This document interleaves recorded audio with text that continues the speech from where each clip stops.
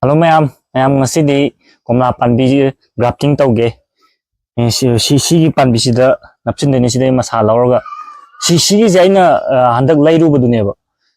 masa kaktaning bai tare yam kungjin baje ado kaktat ki pamu je kaktat ki ba masa duna sida kana taudoiba napchin deiba haidi kunghal deiba ado khoi kakpa matamda sigi masa je saida kaktalu matamda yening dum chomakaniba yaringai magi kanosi haidi sigi jaga nakna masa nakna kakpi gadaba kakpa matamda any kakpa matamda 45 angle kakton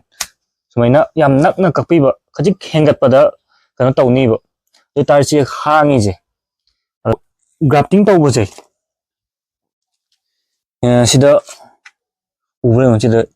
chomakke tawbu yawri ubre si chomakke tawri je laji sida lay bune sumaina khajik chomakke tawbose sumbasida tawbasina success oiba heleba adum sai maton jiu tawbudi yani do ai je grafting tawnga panbi je lairamdre hana gi je kaktat pirani duguna sai gi do amagumba lawdi yabane du yeng khara yam lawraga panbi je pik chigi lawi base pik tpa size ani je size managa di phadawni pik tpa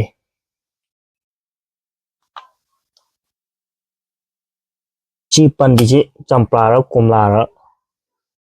kanora loba pa kawri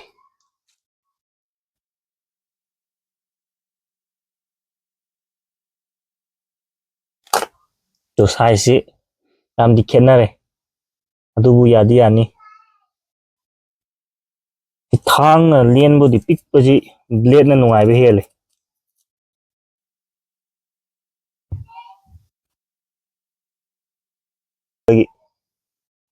pi semne lelak toije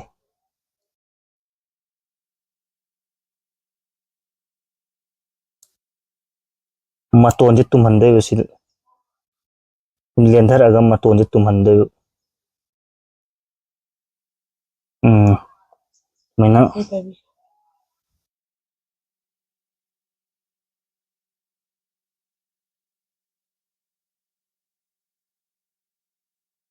anoman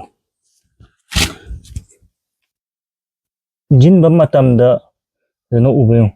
sigi chawba mana gi drum ne na sigi solongi matai ga matai ma to solom dadi am khenara mani sona kana khena jarasu solom dadi chana han gado ba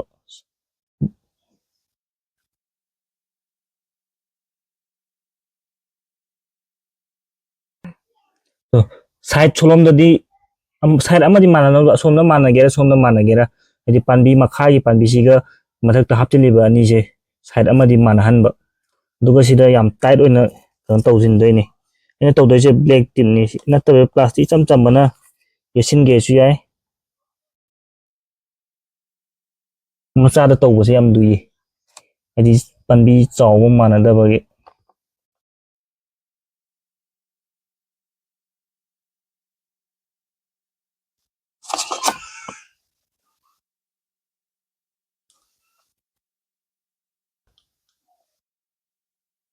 yam chena di tawbiyo ko komaga di hauba ngamode nusit changba ngamaga di duga mathak phawni yetoise hadi nong changhan ba yade sing changhan ba yade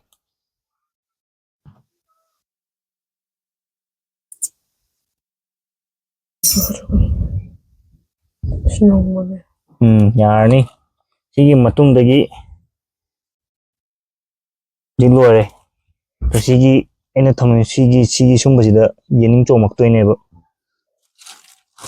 loibaga cherang kupsin daini ado si nungsa direct di thambiganu urum moina thamgadawni urumdo oina chiram ising changhan ba yade sing chang nong chang dana bani si kupi je urum nungsa da thamba yade hujik haubai chang si yam wangi ꯊꯥ ꯑꯃ ꯃꯈꯥꯏꯒꯨꯝꯕꯗ ꯍꯧꯕ ꯉꯝꯕꯒꯤ chance ꯑꯗꯨꯃꯥꯏꯅ ꯂꯩ ꯋꯤꯟꯅꯔꯁꯤ 2 months complete ꯐꯥꯔꯦ ꯁꯤꯒꯤ ꯄꯥꯟꯕꯤꯁꯦ ꯀꯣꯝꯂꯥ ꯄꯥꯟꯕꯤꯁꯦ ꯑꯗꯣ ꯁꯤꯒꯤ ꯃꯈꯥꯒꯤ ꯀꯩꯅꯣꯁꯤꯗ ꯆꯣꯝꯃꯛꯏꯕꯁꯤꯡꯁꯦ ꯁꯨꯝꯕꯁꯦ ꯑꯗꯨꯝ ꯂꯧꯊꯣꯛꯄꯤꯒꯗꯧꯅꯦꯕ ꯁꯤꯗ ꯆꯣꯝꯃꯤꯁꯤꯡꯁꯦ ꯁꯤ ꯆꯣꯝꯍꯜꯂꯣꯏꯗꯧꯅꯤ ꯃꯔꯝꯗꯤ ꯁꯤꯗ ꯅꯞꯄꯤꯕ ꯄꯥꯟꯕꯤ ꯃꯊꯛꯀꯤꯁꯦ ꯁꯤ ꯈꯛꯇꯪ ꯐꯖꯅ ꯍꯧꯍꯟꯒꯗꯧꯅꯦꯕ ꯁꯤꯗ ꯆꯣꯝꯃꯤꯁꯤ ꯆꯣꯝꯍꯜꯂꯒꯗꯤ ꯁꯤ ꯄꯥꯟꯕꯤ ꯃꯊꯛꯀꯤꯁꯦ ꯁꯤꯈꯤꯅꯤꯕ ꯑꯗꯨꯒꯤ ꯁꯤꯗ ꯁꯤꯒꯤ ꯃꯈꯥꯗ ꯆꯣꯝꯃꯛꯄ ꯃꯈꯩ ꯑꯗꯨꯝ ꯌꯦꯡꯉꯒ ꯑꯗꯨꯝ ꯂꯧꯊꯣꯛꯄꯤꯒꯗꯕꯅꯦꯕ ꯁꯤꯗ ꯆꯦꯔꯪ ꯌꯦꯠꯂꯝꯕꯗꯣ ꯑꯁꯤ ꯊꯥ ꯑꯃ ꯐꯥꯔꯀꯥꯟꯗ ꯂꯧꯊꯣꯛꯈꯤꯕꯅꯦ ꯍꯧꯖꯤꯛ ꯊꯥ ꯑꯅꯤ ꯆꯞ ꯆꯥꯅ ꯉꯁꯤ ꯊꯥ ꯑꯅꯤ ꯆꯞ ꯆꯥꯅ ꯀꯝꯄ꯭ꯂꯤꯠ ꯑꯣꯏꯔꯦ ꯐꯖꯅ ꯁꯛꯁꯦꯁ ꯑꯣꯏꯔꯕꯅꯦ ꯐꯖꯅ ꯍꯧꯔꯕꯅꯤ ꯑꯗꯨꯝ ꯌꯥꯝ ꯂꯥꯏꯕꯅꯦ ꯒ꯭ꯔꯥꯐꯇꯤꯡ ꯇꯧꯕꯁꯦ ꯑꯗꯨꯝ ꯍꯥꯏꯖꯈꯤꯕꯗꯣ ꯍꯥꯏꯗꯤ ꯁꯥꯏꯠ ꯑꯃ ꯐꯖꯅ ꯑꯗꯨꯝ ꯊꯦꯡꯅꯍꯟꯕꯗ ꯑꯗꯨꯝ ꯐꯖꯅ ꯍꯧꯕ ꯉꯝꯕꯅꯦ ꯃꯌꯥꯝꯁꯨ ꯑꯗꯨꯝ ꯇ꯭ꯔꯥꯏ ꯇꯧꯕꯤꯌꯣ ꯍꯧꯖꯤꯛ ꯑꯩ ꯈꯖꯤꯛ ꯉꯟꯅ ꯇꯧꯈꯤꯕꯅꯤꯀꯣ ꯑꯗꯨ ꯑꯣꯏꯇꯥꯔꯁꯨ ꯍꯧꯖꯤꯛꯁꯦ ꯑꯥꯒꯁꯅꯦ ꯑꯗꯨꯝ ꯍꯧꯖꯤꯛ ꯑꯥꯒꯁꯁꯦ ꯑꯗꯨꯝ ꯇꯧꯔꯒꯁꯨ ꯑꯗꯨꯝ ꯍꯧꯕ ꯉꯝꯕꯅꯦ ꯃꯌꯥꯝ ꯃꯇꯥꯡ ꯁ꯭ꯋꯥꯏꯗ ꯂꯣꯏꯁꯤꯟꯖꯔꯒꯦ